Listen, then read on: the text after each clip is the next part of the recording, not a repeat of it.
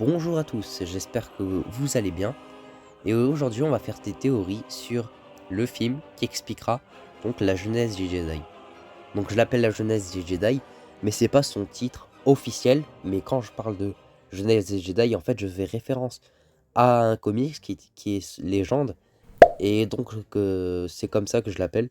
Mais en réalité, il va pas s'appeler comme ça. J'ai déjà fait une vidéo théorie sur le film de Rey, donc n'hésitez pas à aller la voir après cette vidéo. Et cette vidéo aura la même structure que la vidéo de Rey. Donc je vais vous expliquer brièvement comment va se dérouler cette vidéo. En fait, c'est simple, je vais créer plusieurs théories sur le film, puis toutes ces théories, je vais les rassembler pour créer le scénario. Aujourd'hui, tout ce qu'on sait sur le film, c'est que c'est un film qui va se passer des milliers d'années avant l'épisode 1.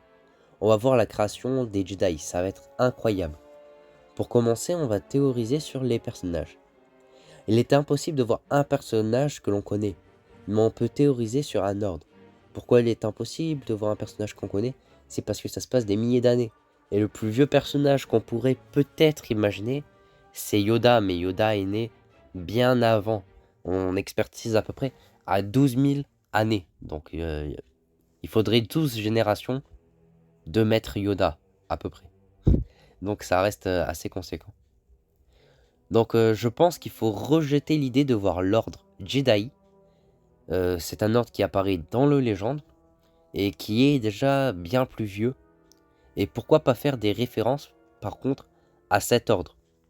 Sinon, on peut imaginer que le personnage principal retrouve de vieux objets sur Titon appartenant aux Jedi à l'époque, et il s'intéresse aux Jedi maintenant disparus. Pourquoi pas un historien, par exemple? Et avec les livres, il apprend à se servir de la force et à créer son sabre et à créer l'ordre qui nommera l'ordre Jedi, tout en s'inspirant des Jedi. Les Jedi ne sont pas officiels à Star Wars, ils sont de l'univers légende. Donc on peut leur faire vivre n'importe quoi au final. Je pensais peut-être que les Jedi étaient un ordre qui a été entièrement détruit il y a longtemps et qui respectait les mêmes valeurs que dans le légende. Seulement, le côté obscur a gagné la guerre des Jedi, qui opposait le côté lumineux contre le côté obscur. C'est ainsi que l'ordre Sith a existé. Cependant, un petit groupe de curieux, qui possédaient la force sans être des Sith, partit peut-être sur Titon ou sur Ashla, pour différentes raisons inconnues, dans ma théorie, pour étudier la force du côté lumineux. Et du coup, en étudiant la force du côté lumineux, par l'intermédiaire des écrits des Jedi. Donc dites-moi ce que vous en pensez de cette théorie. Personnellement, je n'y crois pas trop parce que ça ne colle pas forcément avec l'histoire des Sith que l'on connaît déjà. Je pense cependant que le film peut reprendre certains éléments comme par exemple le groupe d'amis qui étudie, ça peut être plutôt pas mal, mais il faudrait un groupe d'amis qui ait déjà la force et qui sont peut-être même appelés par la force pour faire ces études et pour devenir Jedi. Voilà donc la première plus grande idée que j'ai eue.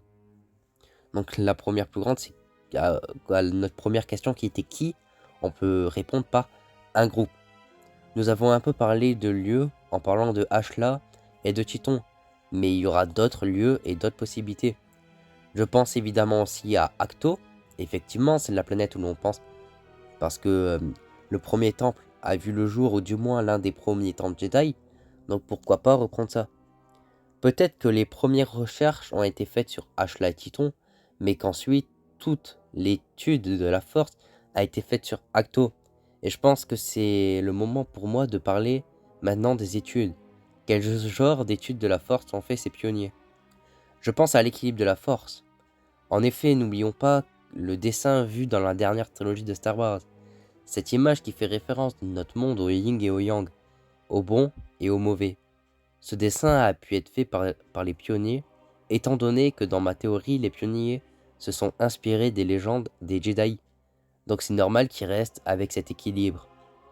Je vais peut-être loin, mais qui dit équilibre dit peut-être la création de la prophétie de l'élu. Qui seront les antagonistes? À mon avis, il y en aura peu, car le film devra nous apprendre plein de choses en un seul film, sur une période entièrement inconnue. Ça sera, à mon avis, un film de 3, au pire 2 heures, mais au maximum 4 heures, donc 2, 3, 4 heures. Donc un sacré film. Et les antagonistes, ils vont faire ralentir l'histoire. Et un Star Wars de plus de 4 heures, ça fait peut-être vraiment très long. Mais je suis obligé de citer les Sith en antagonistes. D'après ma théorie, les Sith, eux, devront détruire le rêve de ces pionniers pour avoir un ordre utilisant la force, l'ordre Sith. On peut donc les imaginer antagonistes. Pourquoi pas faire l'histoire sur l'Empire Sith? On peut penser à la guerre Rakata et Sith, donc on peut imaginer les Rakata en antagonistes aussi. Je pense que c'est la fin pour moi de toutes ces théories. Je dis pour moi car vous pouvez m'en faire dans l'espace commentaire. Donc niveau Sith en antagoniste, pourquoi pas en voulant détruire le rêve de ces jeunes Padawan qui étudient la force. Mais, mais voilà, ça peut être intéressant. Et peut-être dans ce film, on pourra en savoir plus sur l'équilibre. Et ça peut être vraiment très cool. Bon, voilà, je vous laisse. N'hésitez pas à écrire vos commentaires et que la force soit avec vous à jamais.